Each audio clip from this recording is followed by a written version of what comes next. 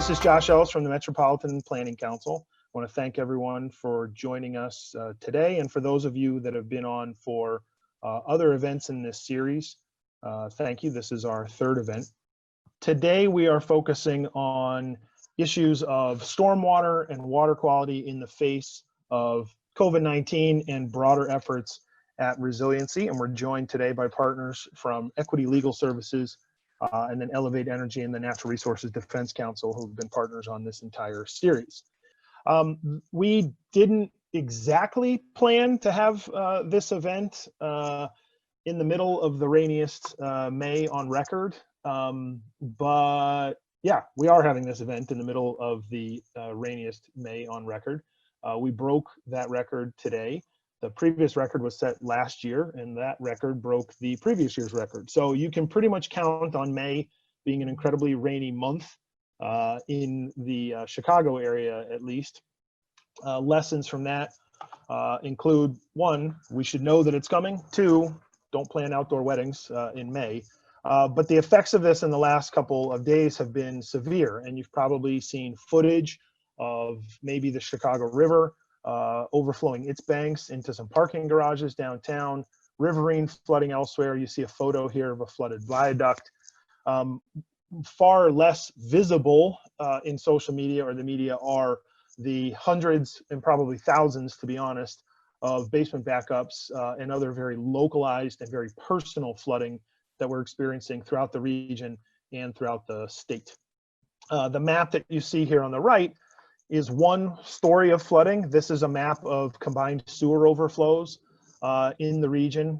There's a tool on MWRD's website, the Metropolitan Water Reclamation District here in Cook County, and this shows where there have been discharges into the river system as a result of substantial rainfall. You'll note here, this is a map from the other day, substantial overflows on the Chicago River and the Calumet River. If we were to go to that tool, and I'll post the link to it once we get in to Nicole's presentation, you can take a look. There haven't been, even in the last 4 days, combined sewer overflows on the Calumet River in the southern part of the region.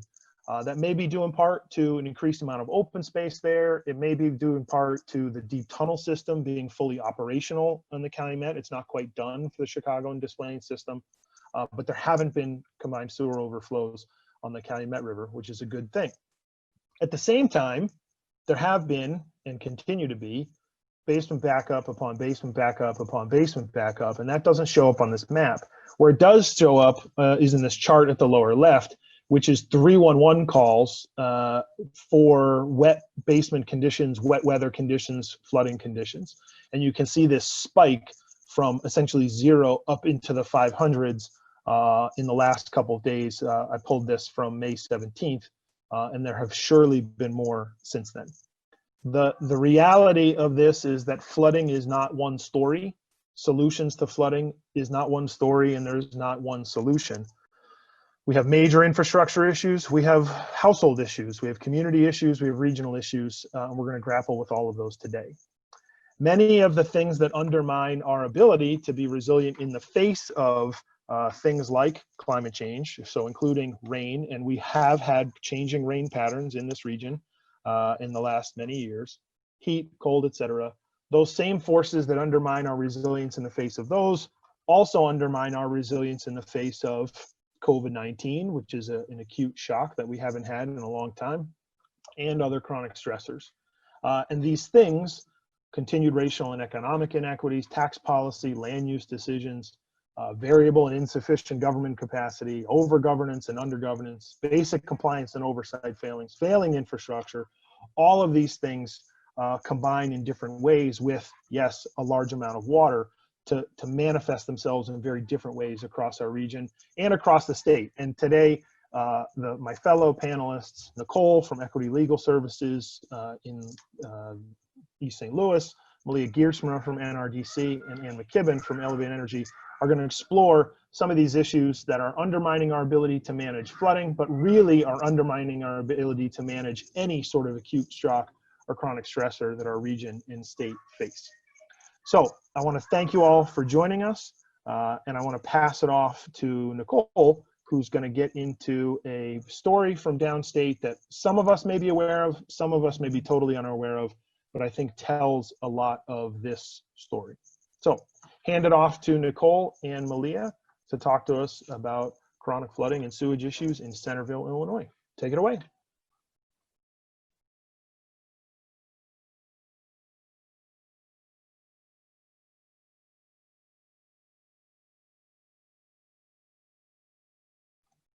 Nicole, we can't hear you.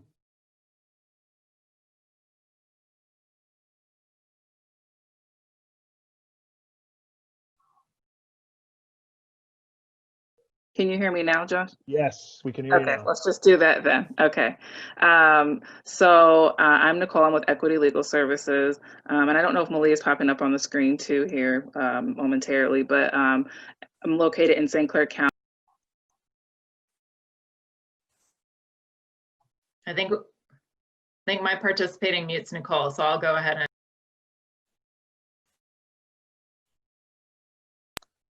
and.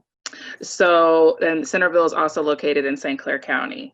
And so if we go to the next slide, what we have in Centerville is kind of like what Josh described in Chicago area, only in Centerville is a much smaller population in a much smaller geographic area. And so I thought that the term resilience to describe some of this, the discussion we're having today was very timely, just because when we talk about the residents in Centerville, that's often how we describe them, because they're very resilient and patient, really when they shouldn't have to be, right?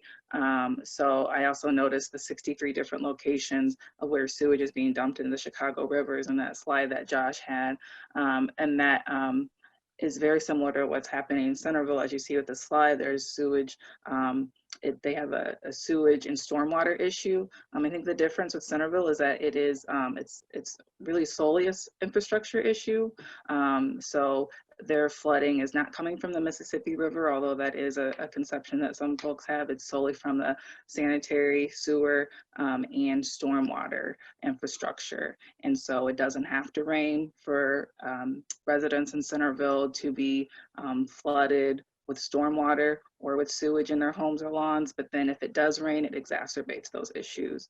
So when we look at the slide, when we were coming in and first meeting the residents, upon first glance, or at first blush, you wouldn't realize that all these different issues start to, there's a lot more that comes with sewage and the flooding, right?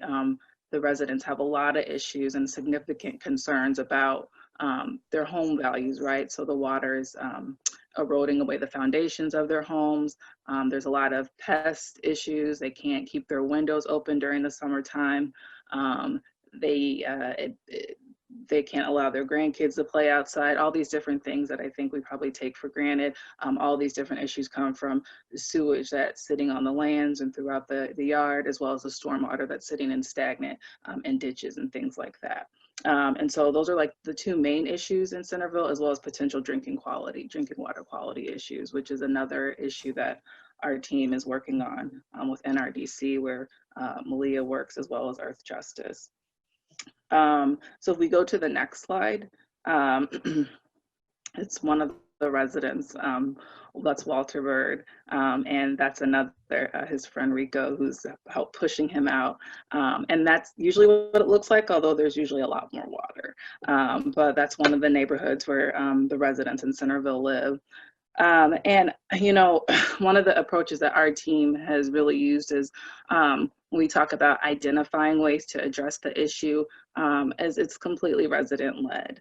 And so the residents formed a committee, and we suggested that they do so, and then they listed all of their priorities. So what's important to them for us to identify and fix. And so they listed about 14 priorities. And so with those priorities, that's how we kind of attack how we're going to address litigation or policy, right? And so that's how we choose to figure out how we're going to identify ways to address the flooding and the sewage. And so that's how we, as a team, how we figure out, we go back to the table and we say, okay, well, the residents say they want the flooding and the sewage to stop. They're concerned about the drinking water, right? Which is why we have a bottled water drive going on at the Urban League right now. That's been going on since October. So it really is community led. We take what the residents tell us they want, and then we work around that, not the other way around. That's how it's worked from the beginning, and that's really how it continues to work. So yeah, the next two slides are, they're pages from a booklet that some Harvard interns we had over last summer. We directed them on what we wanted.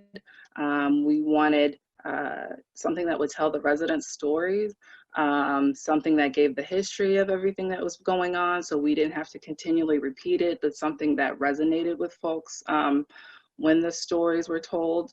And if you go to the next page, it tells the residents' stories, right? So it talks about each of them, and this is just a sample of the different residents who are active in the committee, about what their stories and what has happened. And we really wanted something that allowed them to tell their stories and what had happened. And although each of them suffer from different issues, flooding and sewage, they each have very unique experiences as to what has happened. So for instance, if you see on the right hand, that's a sewage pipe that continuously overflows with sewage and has for at least 10 years in someone's front yard, right?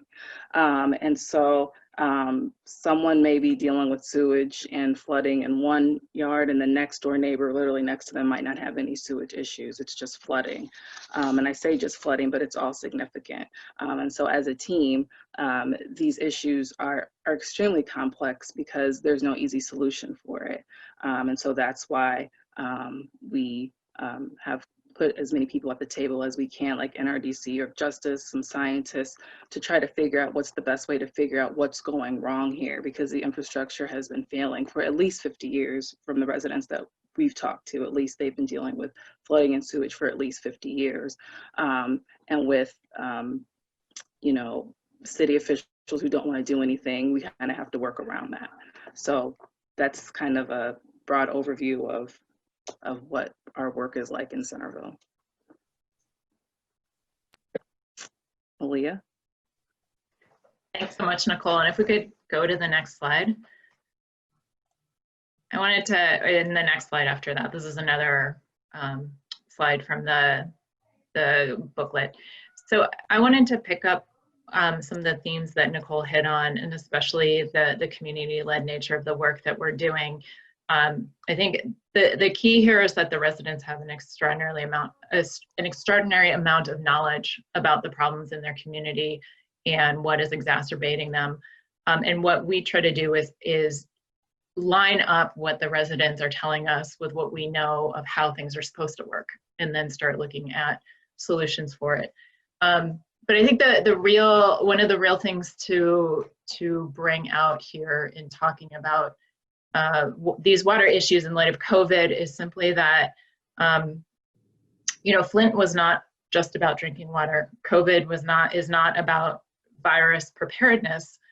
Essentially, what these events and what they've highlighted for us is that truly the racial injustices that continue to impact our country are making the lives of certain people virtually unlivable in the conditions that we're seeing in places like Centerville. That essentially, if you go back to Josh's list at the beginning, the racial and economic inequity piece overlays all of the other items on that list. And so what we've seen in Centerville is just a massive collapse of the systems that are supposed to deliver things like functioning stormwater management and functioning sewage systems. And so as somebody who works in public health, what I think about is the fact, again, that vulnerabilities are not individual, they're not separable, and they're not simply additive. That folks like those in Centerville are facing a long list of interlinking vulnerabilities, which largely stem from the fact that they are Black and that they are poor, and that society has largely left them behind. And one of the things that we look at in sort of disaster preparedness is the fact that one additional finger on the scales can just tip people who are in these situations over the edge. And so, as you could see, Centerville was dealing with overwhelming water impacts even before the virus hit. And we were working together as a team with the residents to try to bring some of the relief to this system.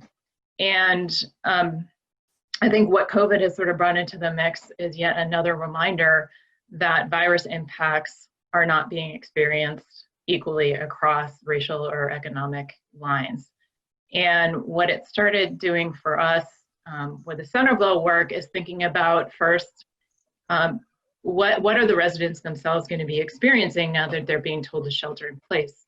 You know, these are people whose homes are virtually unlivable. Their yards are filled with mosquitoes and stench, and we're now telling them they can't leave. So imagine that that's your situation when all of a sudden the governor says, stay in your home. So we were trying to think about ways that we could at least try to stave off some of the flooding and sewage impacts that we knew we were heading into with the rainy season, and try to minimize to the extent that we could some of those impacts that we knew were coming, so that at least if the residents had to stay home, things wouldn't be quite as bad as if we hadn't done anything. We also were very concerned that there could actually be significant virus spread in the East St. Louis metro area. It's immediately across the river from St. Louis. If folks have looked at the Illinois DPH's maps of the virus spread, that area of the state is another one that pops out. It doesn't have anywhere near the level of cases of the Chicago area, but it is a significant concentration of virus cases and of fatalities.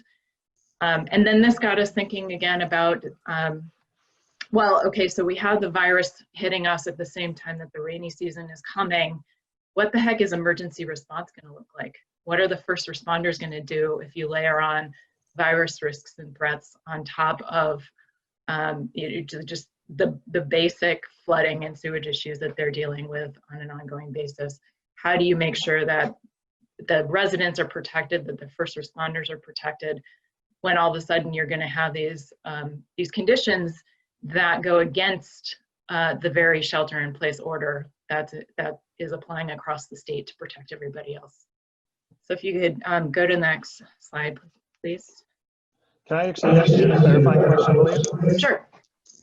Have you seen any guidance being provided by floodplain managers, stormwater professionals, public health? Have you seen it in a local context there or anywhere else? Because I have not, and I've been asking folks, to be clear. I have not. I will say I have not had the time to ask folks, but certainly I haven't seen anyone broadcasting, you know, this is how we're going to do temporary housing for folks rescued from their homes in light of the virus.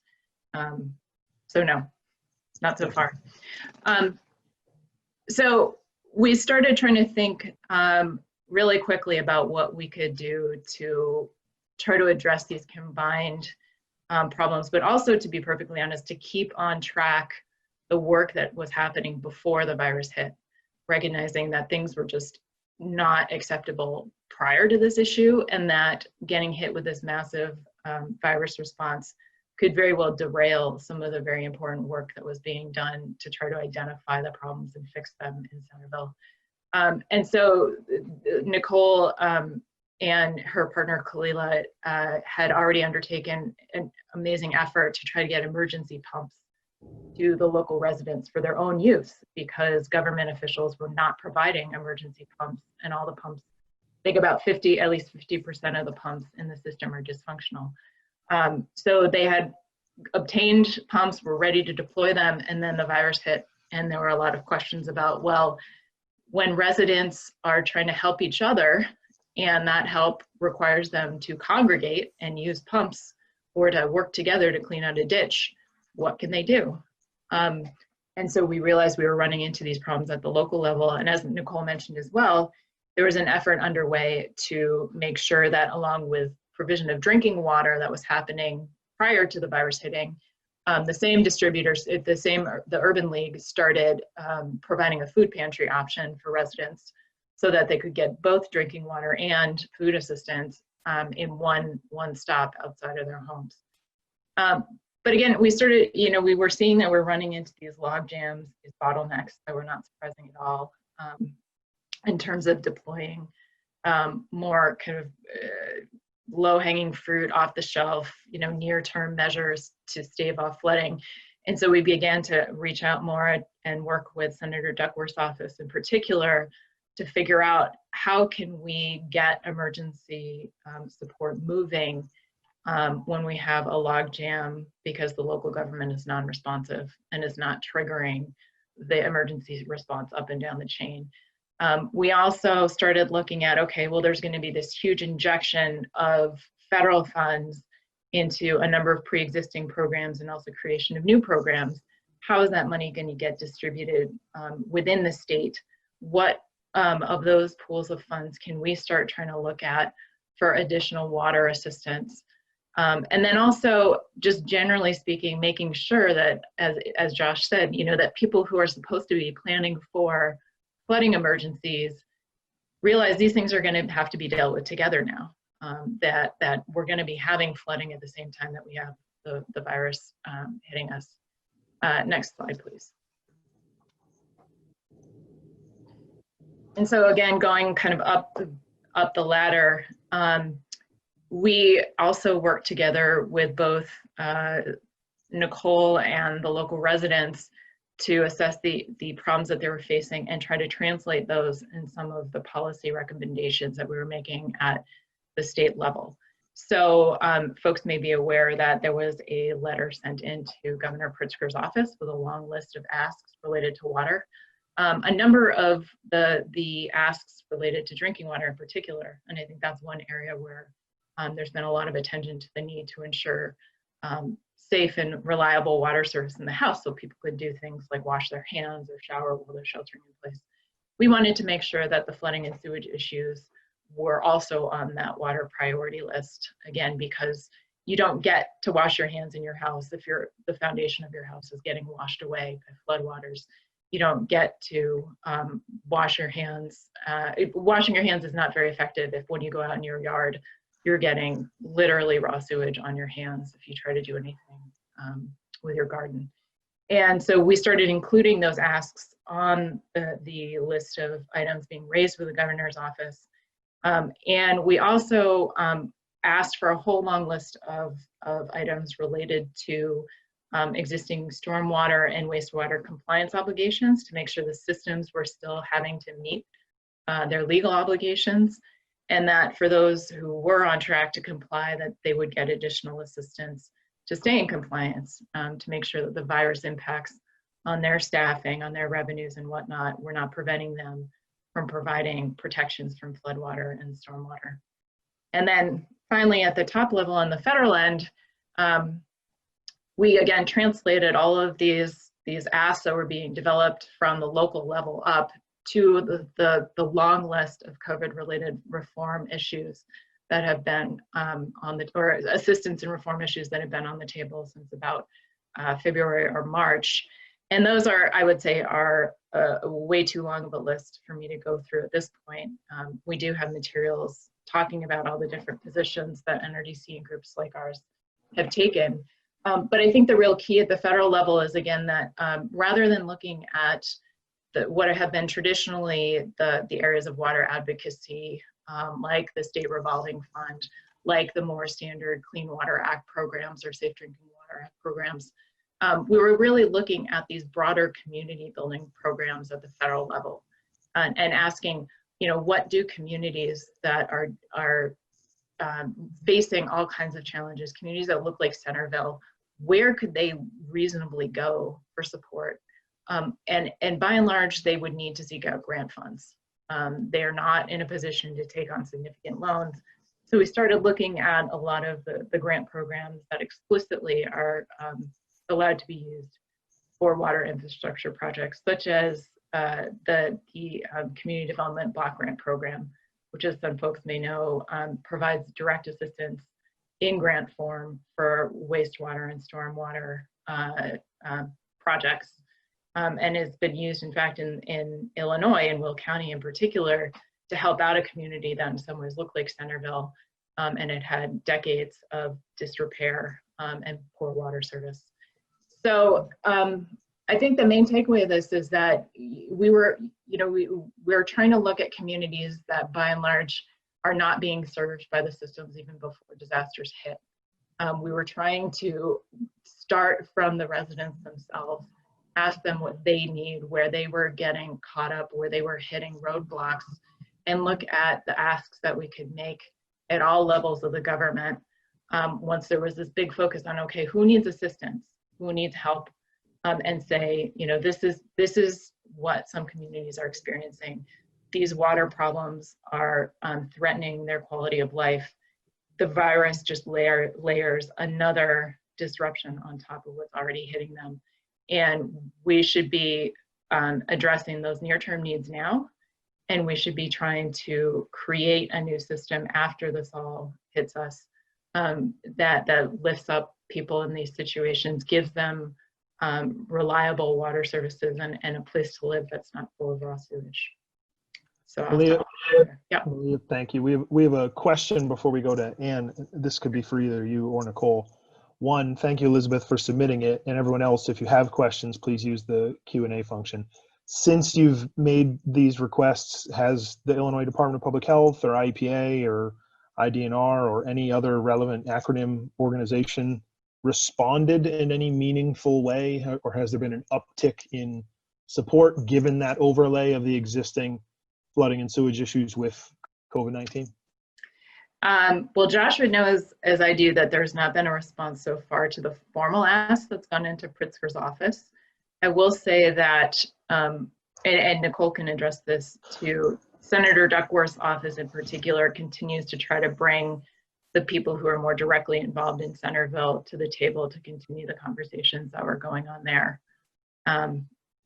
So, I think we're still, a lot of these asks I think are relatively new. I think what we were concerned about was that the issues didn't seem to be on anybody's radar screen.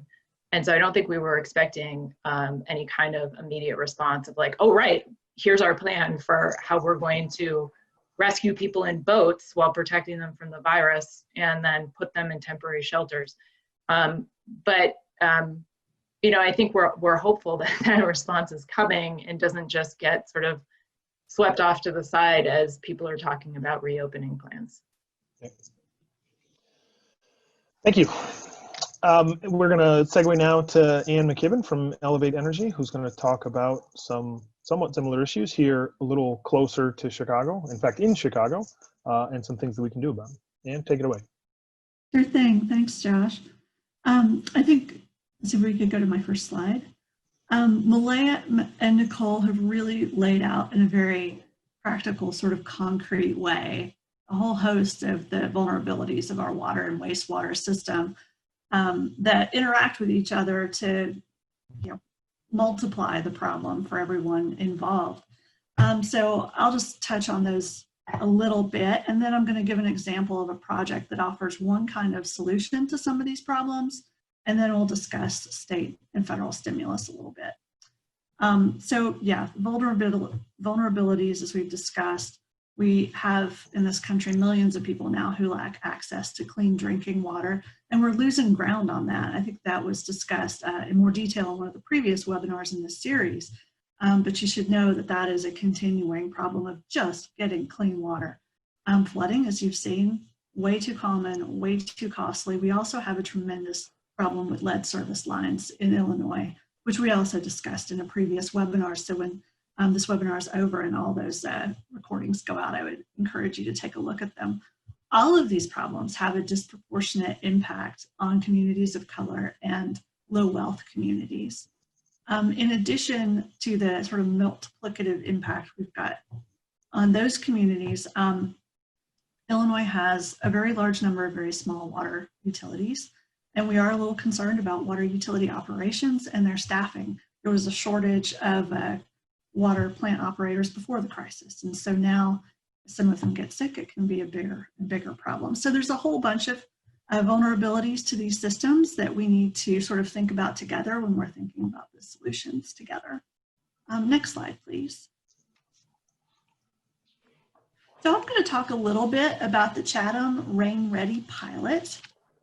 It's just one example of one kind of a program that can provide solutions for some of these problems. I think, as Josh mentioned at the beginning, there are different kinds of flooding that have different solutions. In Centerville, you have a stormwater sewage infrastructure problem.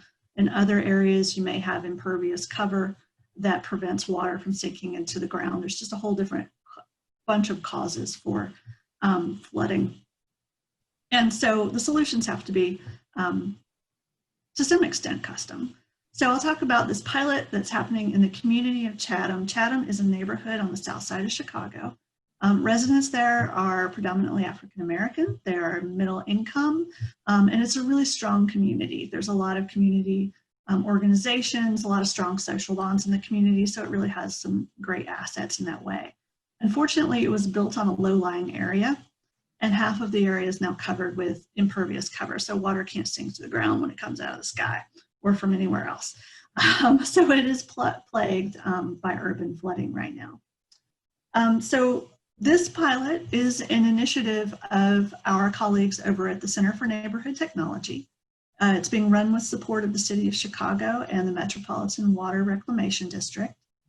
And Rain Ready services will be provided by my organization. We do a lot of construction management at Elevate Energy, so we'll be helping out. But the pilot is to provide stormwater management solutions to a small number of pre-selected properties in Chatham that are specifically selected for the flooding characteristics of the area. So the pilot's been approved for funding, but it hasn't yet begun outreach to selected homeowners, partly because we can't safely go into people's homes right now. So the timeline is in flux, both because of the virus, also to the extent we'll be installing rain gardens. We have to think about the growing season, which runs from May to October. So I wanted to recognize real quick the Center for Neighborhood Technology and point to its urban flooding webpage for folks who are interested in this topic. They've done just a tremendous amount of work, including quite a bit of research over the last 6 months that they've published on the kinds of mechanisms that we'll be talking about in the Chatham Rain Ready pilot, on the disproportionate impacts that urban flooding has, and on financing for these kinds of mechanisms and how to pay for them. So that's definitely worth a look. So in this pilot, the pilot will install on homes that have been chosen for the project a mix of some low-cost strategies like disconnecting downspouts. If we've got folks who are on the call who aren't from Northern Illinois, I don't know, I should just explain that, I think, because it was, when I moved here, it was the first thing. I hadn't seen it before. But we have downspouts come off your gutters, the water hits the gutter, it goes into downspout, and the downspout goes straight into the ground and straight into the storm sewer. So it never has a chance to even soak into the ground.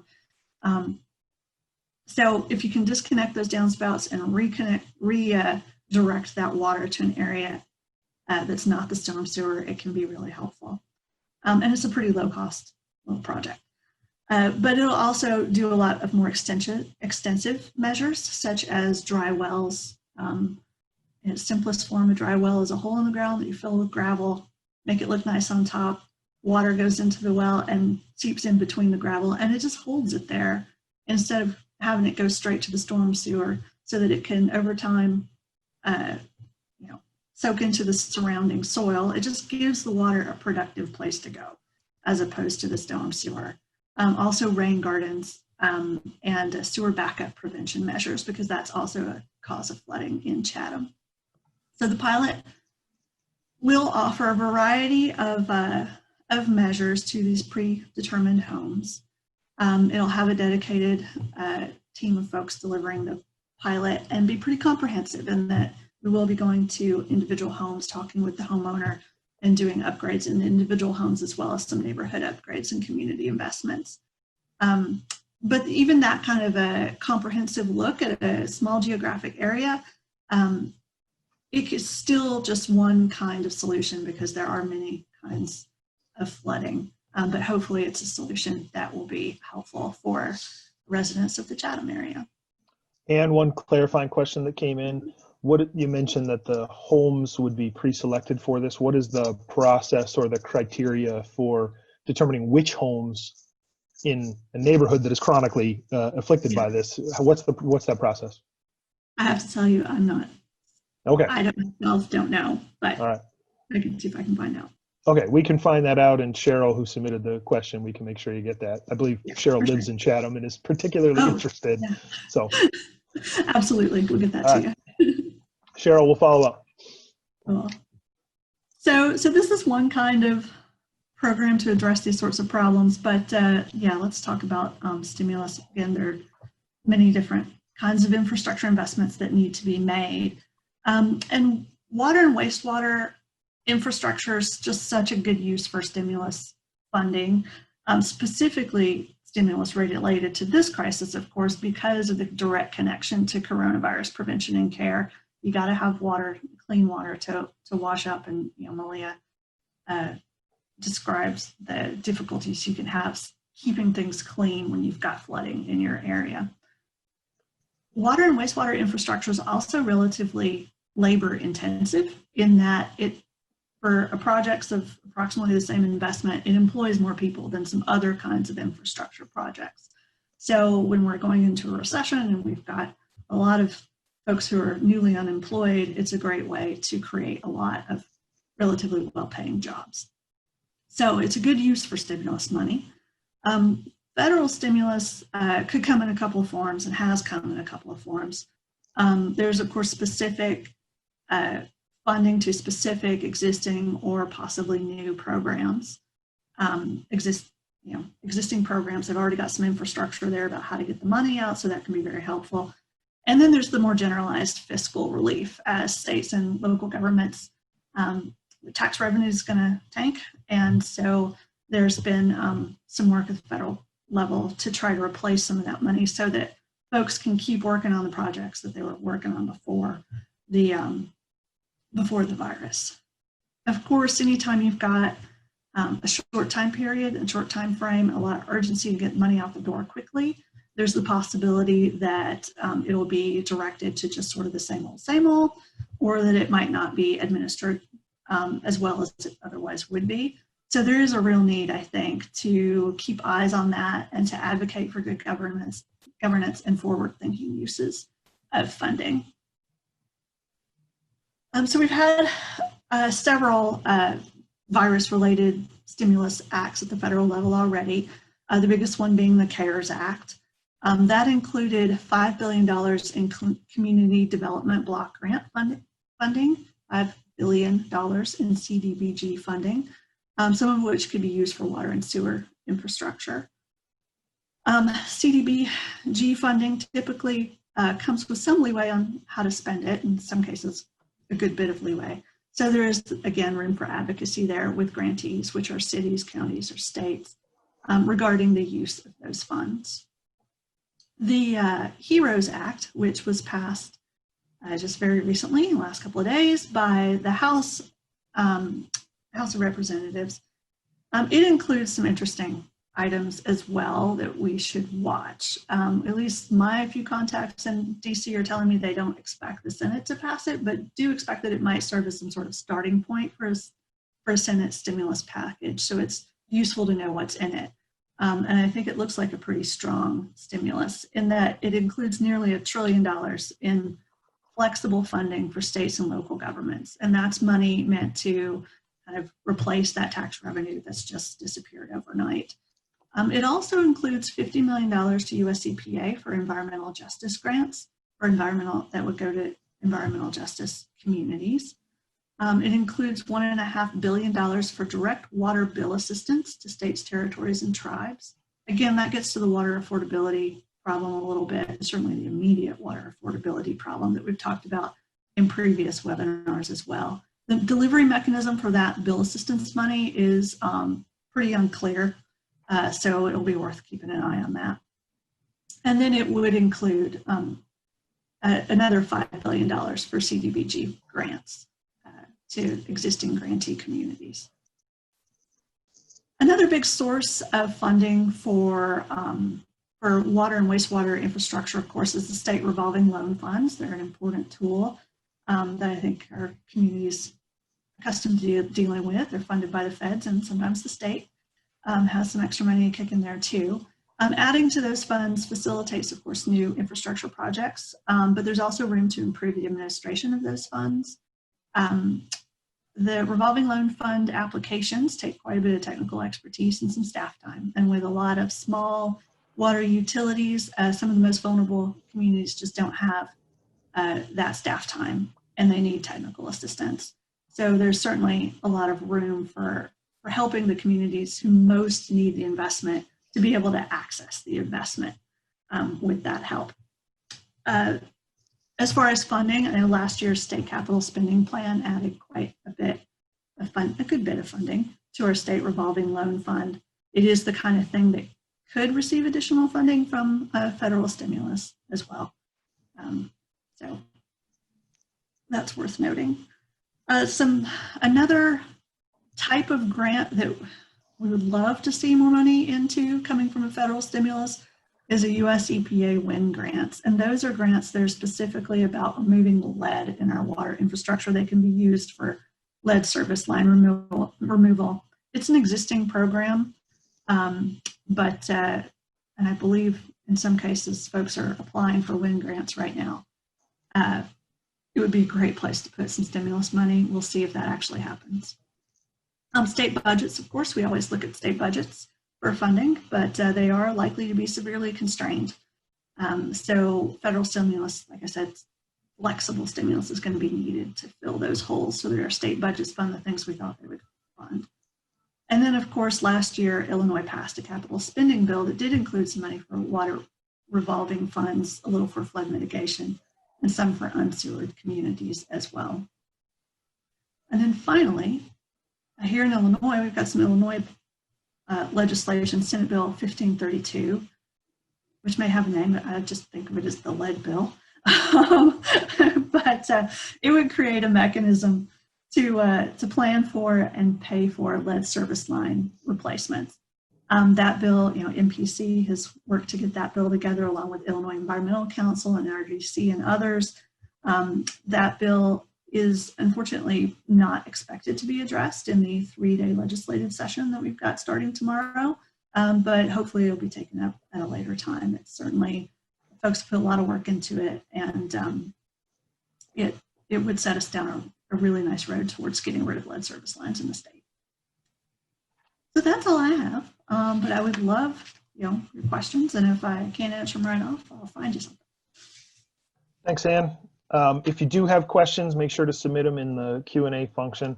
I just want to share a couple of final additional thoughts on a new approach that can be added to this, and then we'll move to the Q&A. And there's Ann's information if you want to follow up with her or learn more about any of the great work that Elevate Energy does. So I want to just talk about a different, another approach. I don't want to say different, that a lot of what we've been talking about in the previous presentations has been about a need for public government investment in infrastructure, often very large systems, sometimes small systems. And the reality is we manage stormwater through two really different ways. One is those public infrastructure projects, and the other in many places is by leveraging private real estate development. And at least here in Cook County, in the last, say, 10 years or so, a tremendous amount of stormwater management capacity to store, to slow down, to retain or detain water has been built as a function of private real estate development, either redevelopment, new development, or substantial redevelopment. And when those occur in the county, it triggers requirements for adding certain amounts of storage. And those requirements keep getting stronger and stronger because we keep modifying the rainfall data that supports them. And the reality is, every time we update the rainfall data that we use, we have to store more water because precipitation patterns are changing, and we have to account for those larger storms. I think I saw something the other day that what used to be considered a 100-year storm in Illinois is now considered a 15-year storm, simply based on the changing of which sort of recency of data that we use. Just to give you a sense of magnitude, just based on the math, looking at Cook County and the map you see here of Cook County, Cook County's 1,635 square miles. St. Clair County, where Centerville is a little less than half that size. If 1 inch of rain fell consistently over all of Cook County, that's 28 billion with a B, 28 billion gallons of water that needs to go somewhere. A lot of it will go into the ground, a lot of it will go into local sewer systems, but as you get more and more rainfall, a lot of it goes into the deep tunnel system, and a lot of it comes into people's properties or just sits on the surface. If you think about the amount of rain that we've had in the last couple days, and I saw something that suggested 8 inches of rain at O'Hare Airport, that's 227 billion gallons of water that needs to go somewhere. Again, if it fell consistently over the county. Keep in mind that MWRD's deep tunnel system, once finally operational, has 17.9 billion gallons of storage. So there just isn't a place for all this water to go, which means we don't have the luxury of choosing either or, you know, big gray infrastructure systems or holes in the ground or green infrastructure or this or that. The answer is we have to do it all. And so here's another approach I'm going to talk about real quickly. That is another way to do it, to be part of that toolbox. And it's stormwater credit trading. So when the private real estate development is built, the requirements have always suggested that their stormwater responsibility has to be met on the site of that development, irregardless of a couple of things. One, it's entirely possible that where you're building that real estate development has sufficient stormwater management capacity. There's no localized flooding. Perhaps it's in an area that has received a bunch of other investment in private real estate development recently, and there's abundant storage capacity for that water. It also means that if you have an area that doesn't get a lot of private real estate development, you're not getting that infrastructure investment because you're not getting the private development. So what we have done, and very recently, this is an effort of the Metropolitan Planning Council and the Nature Conservancy over the last 8 years, and it came to fruition in the last couple of weeks when we got a vote from MWRD to amend the county stormwater ordinance, so that in these two watersheds that you're seeing here, the Lower Des Plaines, which is in green, and the Little Calumet watershed in pinkish red, in those two areas, a real estate developer in one location, so long as they can demonstrate that they will do no harm, can buy credits for a stormwater facility that is built in another location. And what this should enable us to do is optimize the location of those stormwater systems so that they can be located in communities that need them most. It means that a private real estate development occurring one place could purchase credits. Someone will have to build that the supply site, that stormwater facility, and then be able to sell credits into that market. And so a lot of what we're going to be doing, along with our partners at TNC and MWRD and others, is cultivating a pipeline of both supply and demand projects. It should also lower development costs in real estate markets that perhaps are not so as hot with a lot of activity as others. Or perhaps it's a lot of infill development close to train stations, weird parcel sizes, and it's hard to fit all of the stormwater management responsibilities in those sites, or it's cost prohibitive. You know, a 500,000 gallon underground storage tank in one real estate market can kill a project, whereas in another real estate market, it's a rounding error.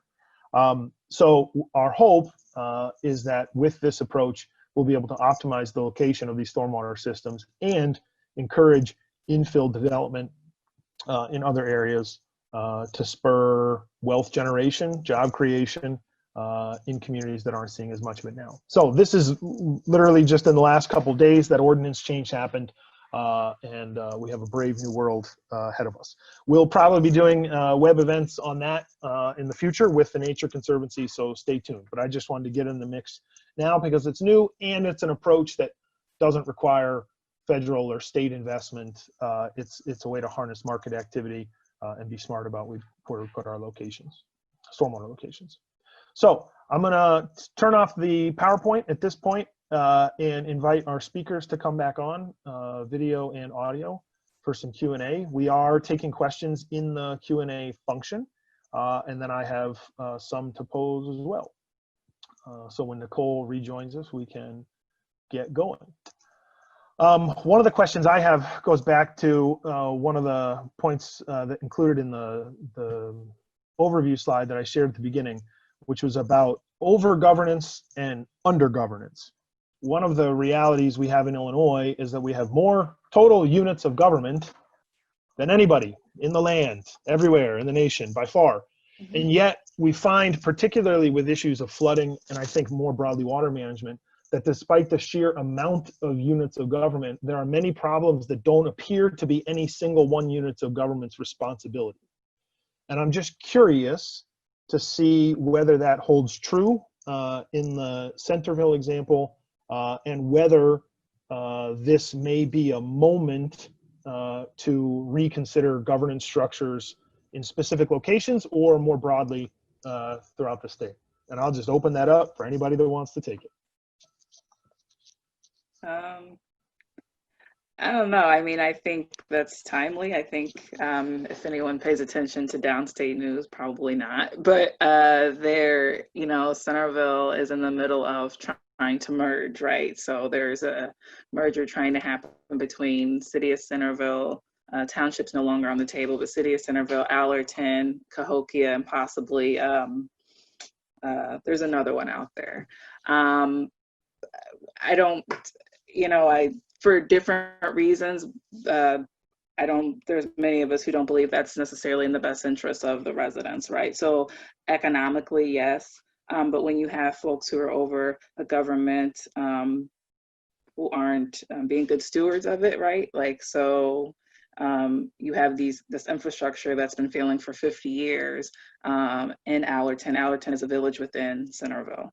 And so Allerton, City of Centerville, Township of Centerville, it's hard to believe that combining these or making these are going to make them function any better. When the folks who've been over them have a hard time providing good oversight, right, and doing good with the money that they've been given.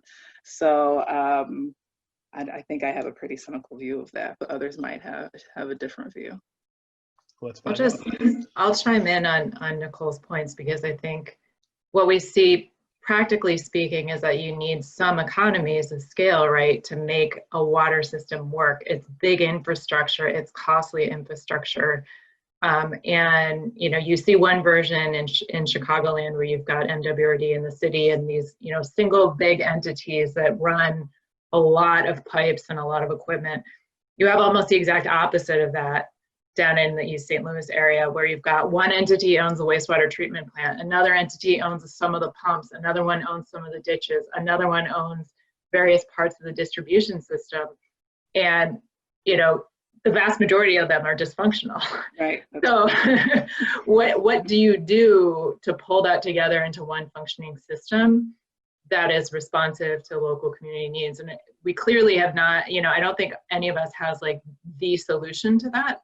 But I think certainly there are principles that we would want to work towards, like recognizing that you can't operate functioning systems when they're broken up to little pieces, and that much of the history of the local government in that area was to create lots of tiny municipalities simply because they couldn't then exert power against the industrials that were dominating the landscape.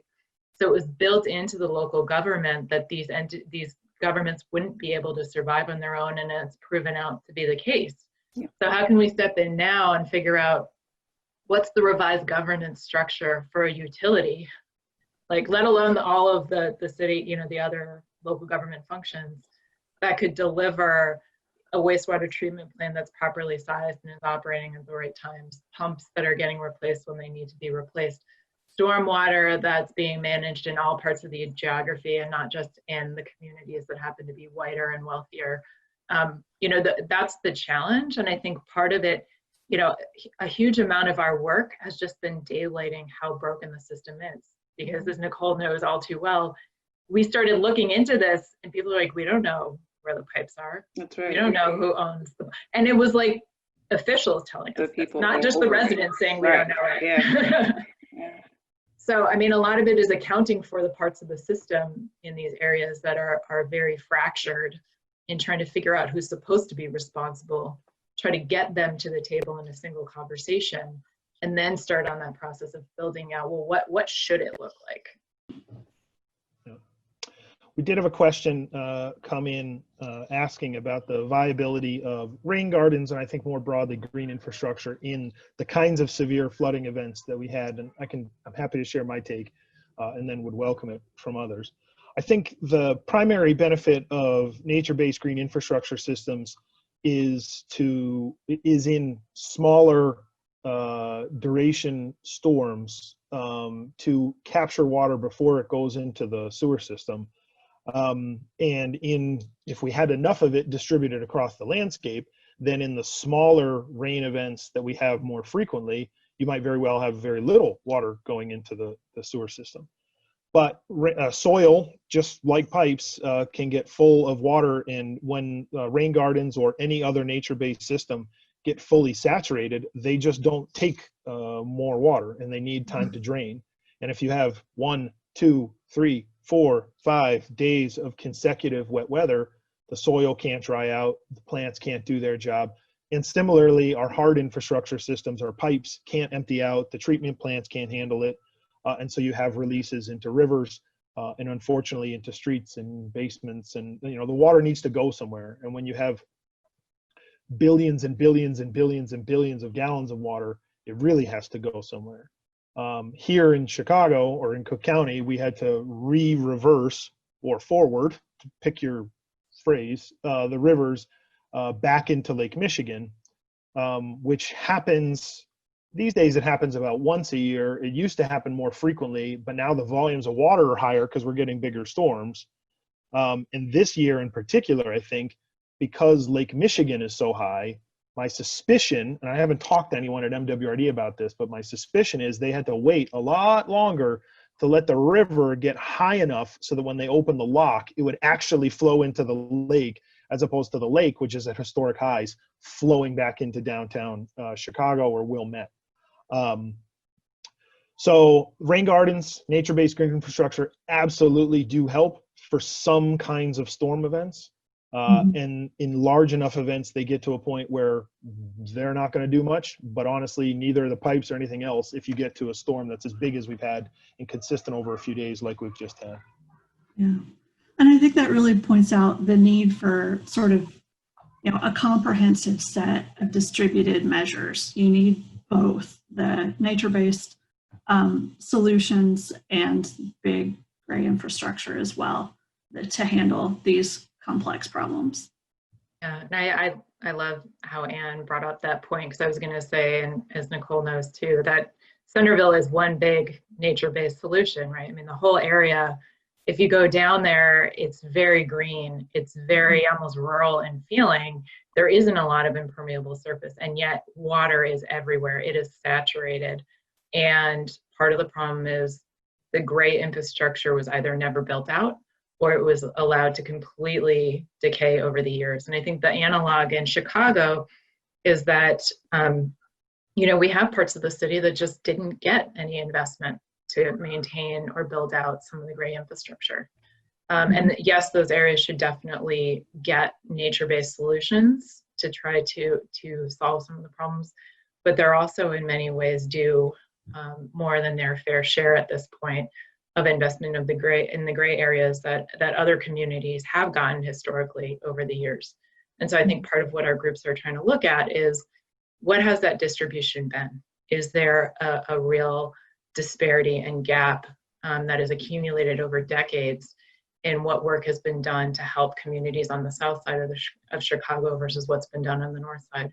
Or has there just perpetually been a bleeding of resources to that part of the city? And then how do you build a political will to then, in some ways, make up for that long backlog? I remember having we do a lot of work in energy as well, and I think there's a real parallel there in that, as you move to in the energy sector, we want to make our system more resilient and cleaner, and so we are trying to take a big system with one kind of solution and add on other solutions and try to decentralize that system a bit, but we still need the big solutions too sometimes. So I just feel like there's a lot of parallels between the ways we're trying to reform these various systems to be more resilient. I remember having a conversation with the village planner in one particular southern suburb of Chicago, and we were working on a whole array of flooding issues. And I asked him if he could have a conversation with their public works department to determine the last time that they essentially vacuumed out their sewer pipes. They have a combined sewer system. And they looked into it and looked into it and looked into it. And this is a community that has existed since about 1850, and they can find no record of ever having hired anyone or having the public works department do that work. And what it creates is a situation not unlike cholesterol buildups in your arteries, where you lose the designed capacity of these systems, and they can get to 20% of what they were performed to do. And so you've just lost all that capacity. Westchester, which is in the west suburbs of Cook County, I remember was looking at a huge investment in new capital infrastructure, and they were going to do all this big stuff. And they had a conversation with the previous director of MWRD, and he just asked, when's the last time you cleaned out your pipes? And it had been decades. And so they did it, and within months we're experiencing like 10% of the basement backup service. That basic maintenance is what stuff that doesn't get done. And I do wonder, as we think about stimulus and putting people back to work, I hear a lot about capital projects, and I just wonder if it would be faster to get people back to work, and perhaps more immediately beneficial if we put people back to work doing this basic maintenance and just executed contracts for cleaning out pipes. And the same extends to green infrastructure too, where I know the more and more we build of it, the more and more we have concerns about how will that be maintained, and will we pay for it. So. Yeah, and Nicole and I have discussed the analog of pipe cleanouts. In Centerville, they have surface ditches that run everywhere that are supposed to direct the flood waters, the stormwater. And instead of directing it, they have gotten so filled with silt and with trees that they virtually create new paths of rivers that, in one instance, we have a photo, it's completely, the river went through a house that is now condemned. Because a levee area was left so unmaintained that the water just started spreading across the land. And I think, again, not all of this is about building new stuff or even repairing, the hard stuff, but cleaning out what we've already got and making sure we have an accounting of what we've got. Yep. A question specific to the StormStore example I brought up. What are the things a developer will have to demonstrate to show that buying credits offsite will do no harm? So to be very clear, in this market, both the entity buying credits and the entity selling credits have to get a permit from MWRD and the municipality. On the buying side, that real estate developer, we are developing a no adverse impacts test to demonstrate that by not having all of the required storage at that one site, it will not have any negative impacts in the area. They are almost certainly going to have some storage at their site where they build, probably for their volume control. It's essentially their landscaping, managing some water on site, and essentially any redevelopment in Cook County. If you're redeveloping a parcel that hasn't been developed since the 50s or 60s, even just meeting that improvement through your landscaping and your volume control will lead to a positive benefit in stormwater reductions from that site. So there should only be a positive benefit, but they will have to go through this test to demonstrate that there would be no harm. On the flip side, the supply site has to demonstrate, you can't just dig a hole in a field and call it a supply site and sell credits. You're going to have to take water off the streets, off the sidewalks, off the alleys, in an area with known flooding issues. You have to solve a known problem in order to get your permit, and only when both sites are permitted can that exchange occur. But that is what we are working through with the technical committee for MWRD and getting that no adverse impacts test down pat. So,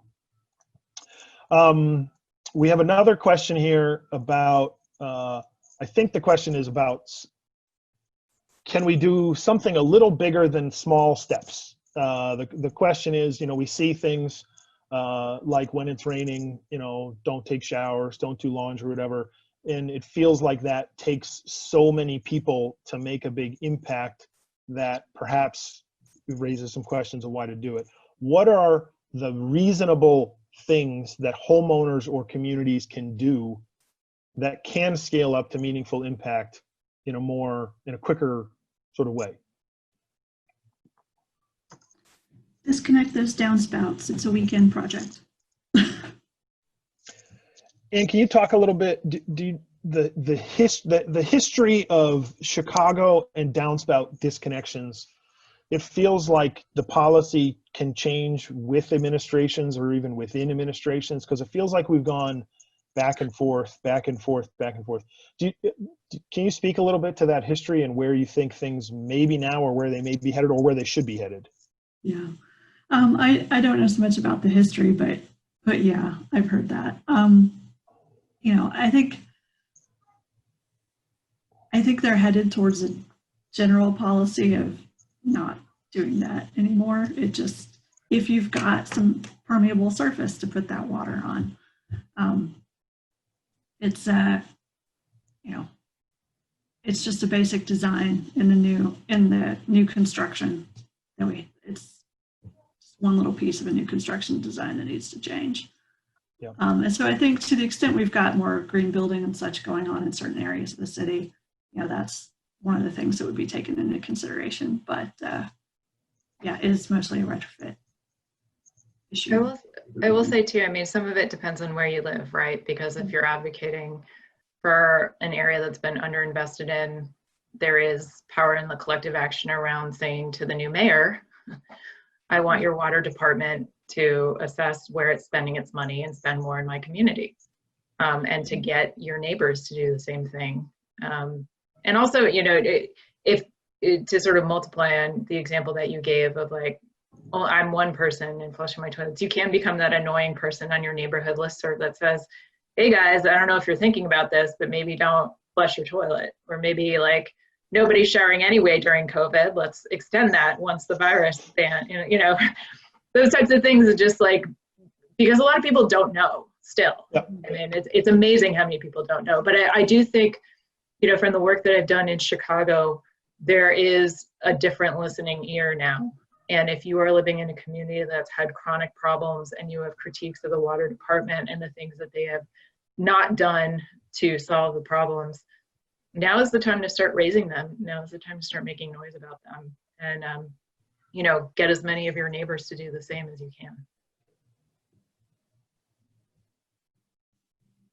I think it's different in the downstate area if we have any folks joining from there.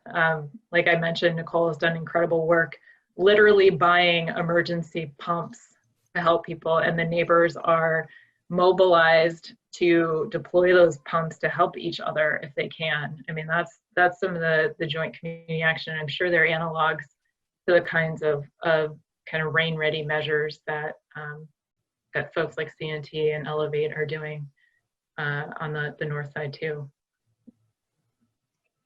Well, it's interesting. We got a simultaneous comment from Cheryl Watson, who's a great community leader in Chatham, about the challenges of downspout disconnections because properties are so close together. And at the same time, a colleague texted me that in their neighborhood, if they do the good citizen thing and go sweep leaves and garbage out of the grates so that water can get into the sewer, all it does is speed up the water getting into their basements as opposed to sitting out on the street. And so I find what's really hard to be an advocate talking about solutions here is that things are so context specific to the land, the soil, the topography, the community, the land use types, you know, the property ownership types. And it makes it really hard to say, yeah, you should do X until you really get on the ground and look at the specifics. The back and forth on the city's disconnection, downspout disconnection, was that they sort of blanket said you should do it. And so people started to do it, but they were disconnecting their downspouts and like aiming them at their neighbor's basement foundations or discharging them directly into like a drain out on the street, or people who just didn't have any vegetated surface were doing this and the water had nowhere to go. And so then it backfires and people say, no, that doesn't work. Well, in that specific instance, it didn't work, but it likely would somewhere else. But that, and I know this is where Elevate's work and CNT's work and others, I think, would like to go, is the sort of consultative home, property owner and neighborhood-based approach, but to do it so comprehensively to really make a difference seems like such a massive undertaking that again, it feels like if there was an ever opportunity through stimulus to get some real money to try and do this at scale, maybe this is it. I mean, it's to make clear that the capacity is so lacking, and there's such a gap between getting from the knowledge and the skills and the abilities to do that real careful local look. I think that's the challenge, right? Is like, can we take what might be this big shot of money coming from the feds and states saying we've got all of this to work with, to say, like, for places like Centerville, we're starting to understand what's going on there now in a more comprehensive way. Let's really fix it this time around. For places like Chatham, saying, like, we get that you have these very specific problems. We're going to get you the help that you need to really figure out what the solutions for your community are. And then to do it all with the overlay of, for the folks who are holding the primary responsibility, or the purse strings, who are doing the distributing, who are doing the oversight and the follow-up on where that money goes, say, do it with an equity lens. Like, make sure that when you're doing this distribution, all of it is focused on bringing up the folks who have been at the bottom with respect to water services, and making sure that they are in a much better place after all this happens. And, that might be pie in the sky, I don't know, but I think what, again, that the virus brings home is that we haven't been investing in these places enough. We haven't been investing in the nuts and bolts of how our infrastructure works to the scale that is really needed. And if we don't do it now, if we don't take this opportunity to do it now, things are just going to get exponentially worse again. And the next time around, we're going to be, off the charts in a worse place. Yeah, and I think it does take some patience with that money too. We may have a recession that lasts a couple of years, so there is room to be patient with that money.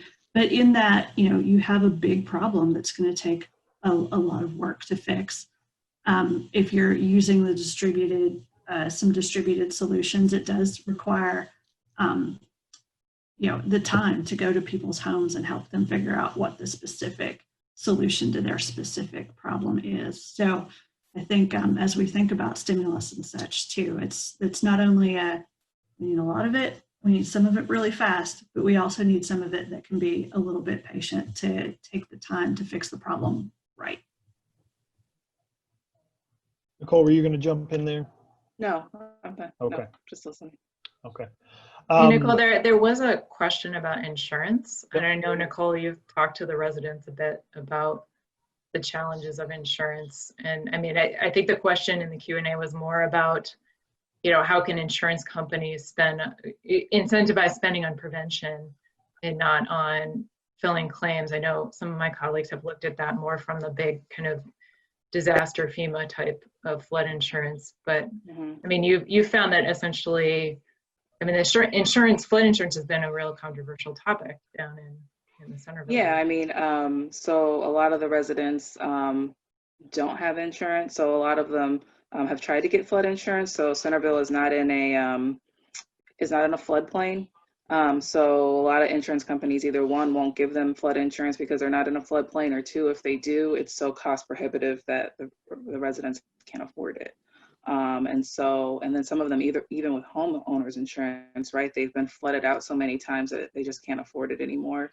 So many of them, because all the residents that we work with are homeowners, with the exception of one or two. And so that's out of about 60 people. And so a lot of them don't have homeowners insurance anymore. So yeah, homeowners insurance, flood insurance is a huge issue because that goes back to the issue of repairing their homes, right? And so getting these issues fixed, they're paying a lot out of pocket, and a lot of them are on Social Security or disability. So yeah, it's a huge issue, and it's not very helpful, honestly. Insurance is just it's a barrier. Yeah.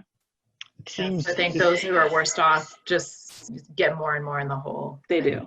Yeah. And the insurance system does not really serve them the way it's set up. And and to be clear, this ties back to the equity issues, because then it makes it if the American dream is developing equity in your home, your private home that you own to pass down to generations or sell or whatever, you just can't do it. That's right. You can't get ahead of the repairs, and probably you can't ever sell the home because you have to disclose all these issues. And this is playing out here in places like Midlothian and other places where just this chronic repetitive damage erodes any ability to use that property ownership as an intergenerational wealth transfer, which is how families build wealth over time. That's right. The question is, have any insurance companies participated in helping with solutions? And I genuinely don't know about examples from, you know, Portland or Shangri-La or anywhere else of insurance companies getting in and trying to do something different to be proactive and help on the prevention side as opposed to the damage claim side. Does anybody here?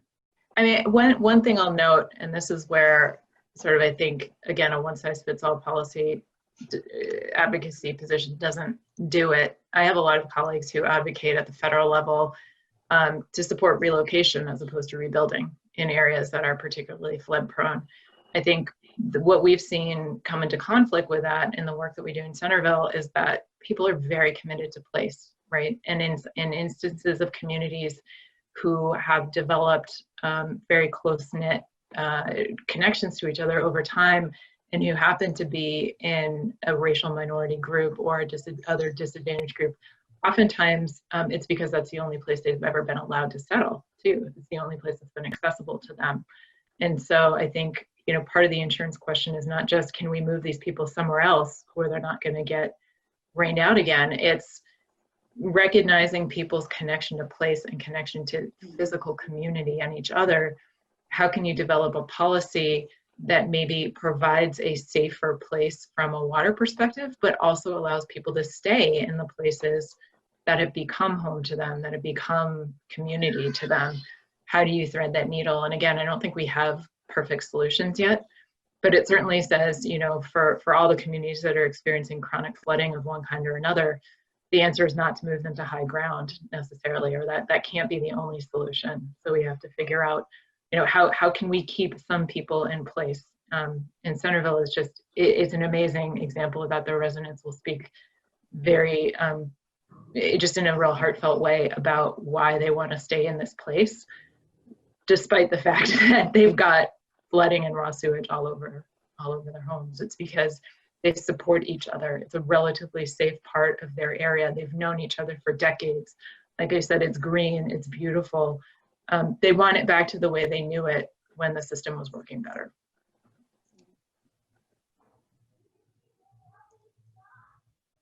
When we set up the Cook County Land Bank a few years ago, there were early conversations, and I don't know where they went, to be honest, about a closer partnership between, say, the Water Reclamation District and the Land Bank to identify homes in community, like flood-prone communities, to identify the areas in those communities that were not flood-prone, and specifically acquire properties there, and then try to do more or less what you're describing, Leah, of enable folks to stay in their communities, but get them out of the specific home that's in the low spot or what have you.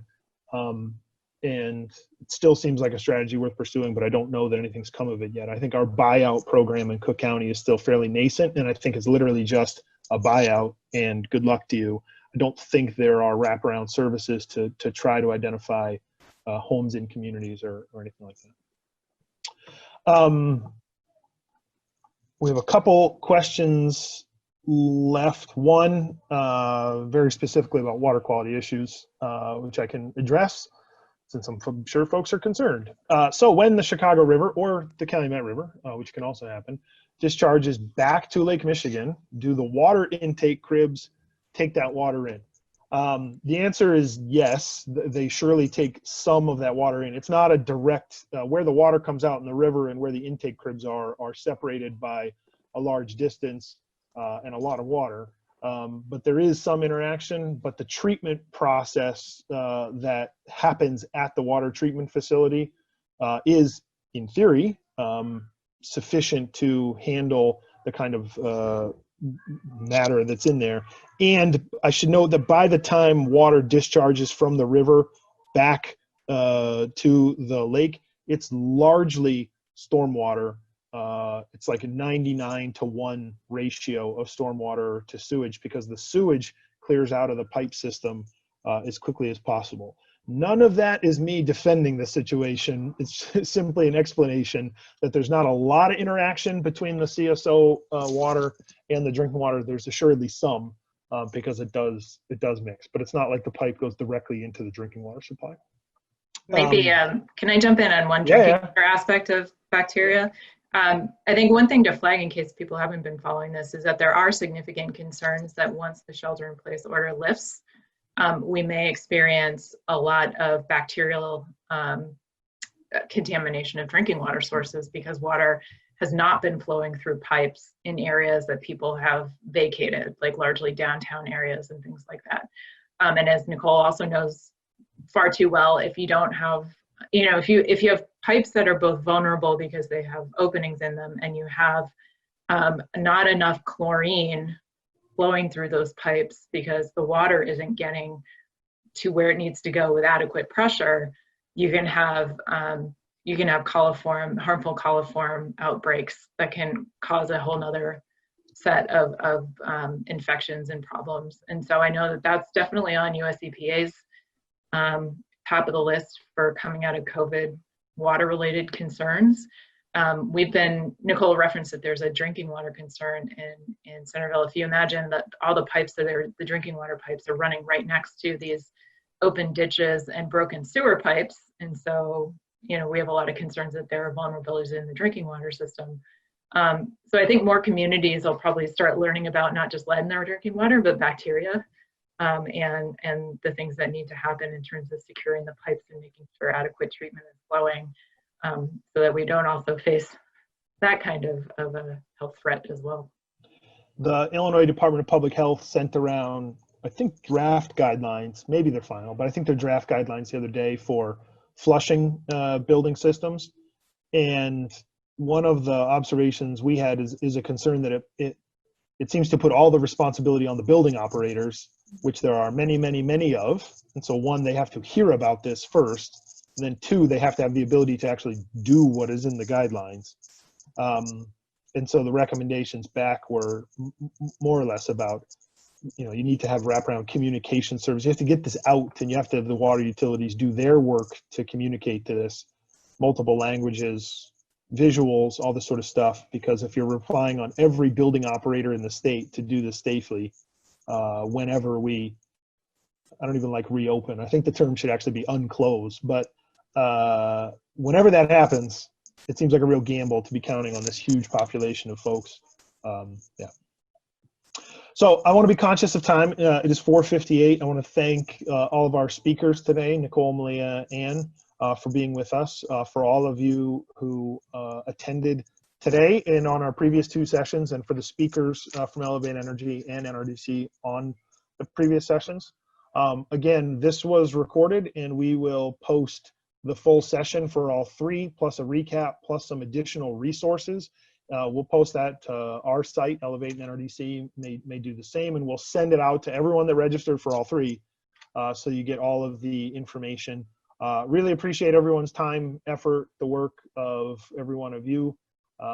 These are real issues. Rainy season's not over. This is the rainiest May on record, and we've got 11 days left, 10 days left, and chances are next May will beat this year's record too. So these are issues we need to work on.